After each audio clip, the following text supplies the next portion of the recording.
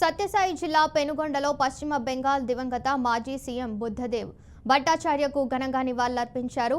CPM నాయకులు, మండల నాయకులు కామ్రేడ్ ఈడిగా లక్ష్మీనారాయణ అధ్యక్షతన భట్టాచార్య చిత్రపటానికి పూలమాలలు వేసి ఘనంగా నివాళులర్పించారు.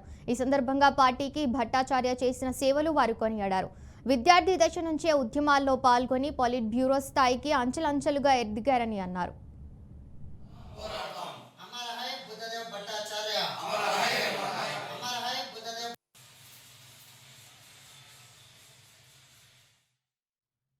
విద్యార్థి దశ నుంచే పశ్చిమ బెంగాల్ రాష్ట్రంలో ఉత్తర పశ్చిమ బెంగాల్ అనేటువంటి ప్రాంతం నుంచి కమ్యూనిస్టు పార్టీ పోరాటాలకు ఆకర్షితులై ఆ రకంగా ఆ ప్రాంతం నుంచి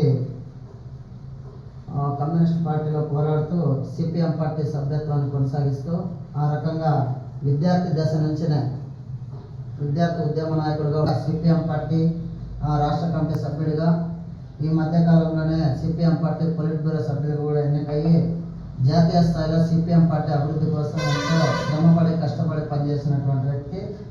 అదేవిధంగా విద్యార్థి దశ నుంచి చివరి తుది శ్వాస వరకు కూడా సిపిఎం పార్టీలను కొనసాగిస్తూ సిపిఎం పార్టీ ఆశయాల కోసం అభివృద్ధి కోసం పనిచేసినటువంటి కొంతమంది జాతీయ నాయకుల్లో బుద్ధదేవ్ భట్టాచార్య వారు కూడా ఒకరు.